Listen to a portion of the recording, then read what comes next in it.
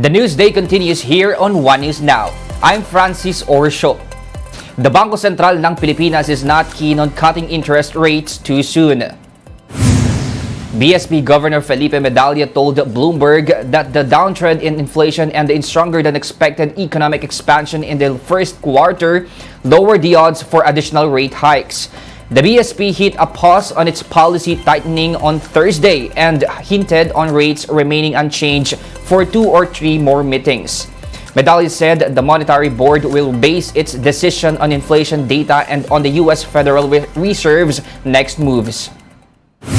The only reason we're reluctant to cut is much of the market thinks that the current policy rate differential between the Philippines and the U.S. is already on the narrow side. We're forecasting that the economy will grow by 6%, a little bit more this year. So that's the other reason the pressure on us to cut is not that high. Survivors of Japan's atomic bomb are stressing the need for a world without nuclear weapons as world's leaders come together for this G7 summit in Hiroshima. More on this Bloomberg Quick Take. 92-year-old Yoshiko Kajimoto remembers the exact moment an atomic bomb was dropped on Hiroshima in 1945. 本当に目を押さえて潜った瞬間、地球がなくなったと思いましたね。ものすっごい爆発音でした。で、なんかね、内臓がこう引っ張り出されるような衝撃と、目の前の土地がバーッと真っ白になって吹き上がったんです。As Prime Minister Fumio Kishida hosts the G7 summit in his hometown, he juggles aspirations for nuclear disarmament with security challenges posed by the likes of China, North Korea, and Russia, all of which neighbor Japan and possess about half of the world's nuclear warheads. After decades of progress in reducing nuclear stockpiles, experts are closely watching the renewed threat triggered by the war in Ukraine. The U.S. has brought more assets capable of launching nuclear strikes to the region over the past year and looking to support its forces deployed in Guam, which include bombers. More shows of force could be on their way. Certainly, comparing to the past, yes, the situation is tense. But I have to say it's going to be more tense if we are not going to act now. Professor Akiyama says the key would be to hold conversations with potential adversaries. Without reducing the risk, probably we have to keep on competing each other for our arms races, and I don't think that would be a productive pathway for any country in the world. The international community may be at a historic crossroads, but for the people of Hiroshima, there's only one true path: a world without nuclear weapons. 今、世界情勢が不安だからといって、その核の抑止力というものをある意味でですね、信頼するというかね、それに頼らざるを得ないという、そういったことに頼らない世界をね、作るために本当に今何がいるんだろうということをもっと真剣に考えるべき、そんなタイミングだと思うんですね。このサミットで本当に本気になってこの核廃絶の筋道をつけてほしい。ただ検討しますとか、希望です。The survivors want the stories to live on. 10年もすれば被爆者がいなくなるだろうと言われる時代になって、私たちに代わって証人になってくれる。だからこの道具だけは100歳超えても200歳になってもとにかく残し続けて。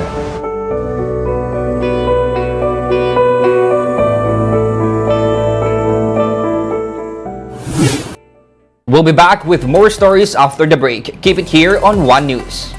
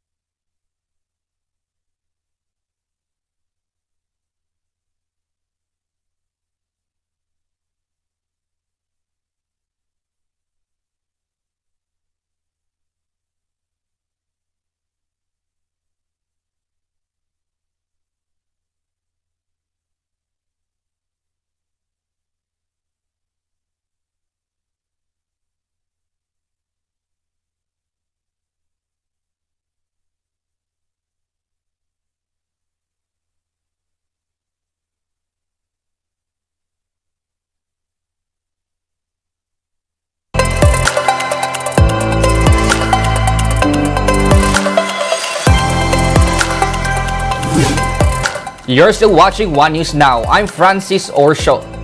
Poultry raisers are complaining about the exorbitant retail prices of chicken in markets all over Metro Manila. Shyla Francisco with the details. The Agriculture Department has noted a surplus of chicken for the rest of the year and beyond. Initial data show that even after 2023, the country will still have stock of local chicken good for more than 3 months. For 2023, DA estimates a demand at almost 1.6 million metric tons of chicken, but the current supply is close to 2.1 million metric tons. Despite the oversupply, both consumers and retailers are questioning why chicken prices remain high in markets at 150 to 200 pesos per kilo. Budget ko lang kasi ngayon sa ulam, 100 lang eh. Hindi po siya kaya pagka yung yung pang-adobo, pang-tinula, hindi po siya kaya. Ganun pa rin po, mahal pa rin po yung manok. Wala pa po ako nakikitang mura. Kung oversupply yan, dapat babaan nila. Para yung mararamdaman naman ng mga tendera na mabili kami. The United Broilers Raisers Association or UBRA explains there is an oversupply due to lower demand for chicken. In fact, farm gate prices of the product have started to decline. Based on the group's estimates, retail prices should settle at 150 to 160 pesos per kilo. But instead, traders made up for lower demand by hiking prices. Bawat yugto na sinasalinan ng kalakal, siyempre gustong kumita niyan, lalo na sa mga panahon na ito. Matumal ngayon. Sa bawat benta, pinipilit ng lahat na makabawi ka agad. Pagka ganyan ay may problema, hindi mapakinabangan ng mamimili yung baba ng presyo. With this, UBRA urges the government to buy some of the chicken supply and use it as aid for vulnerable consumers. This, they said, can be coursed through public schools and the social welfare development.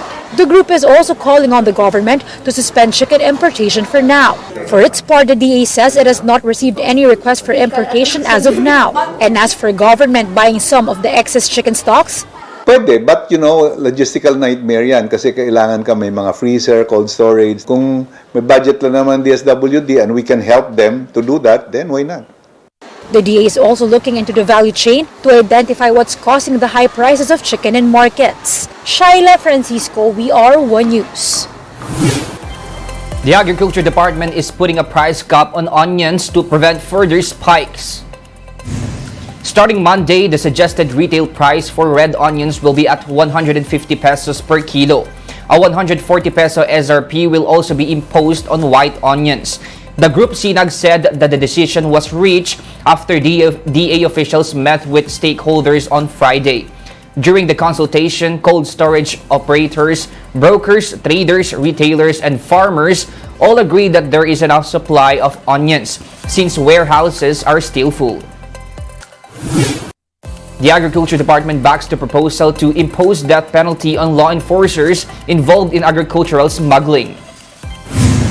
The DA says smuggling is an ongoing problem in the sector that has never been solved. Senator Robin Hood Padilla floated the death penalty proposal in a Senate inquiry on smuggling. In that hearing, it was revealed that only around 150 cases related to smuggling have been filed since 2016, and that only 9 managed to make it to court and are still pending. The DA still cannot say whether there are government officials involved in agri-smuggling. Nasanay na kasi Pag nasanay ka sa isang bagay, lahat ng sasanay sa isang bagay, parang feeling mo yun ang normal. But it's not.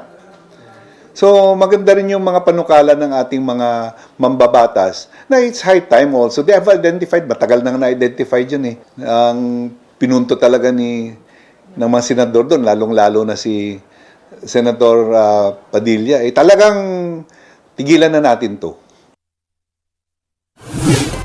And those are the top stories of the hour. Join us later at 12 noon as we continue to monitor the day's biggest stories. I'm Francis Orsho. We are One News.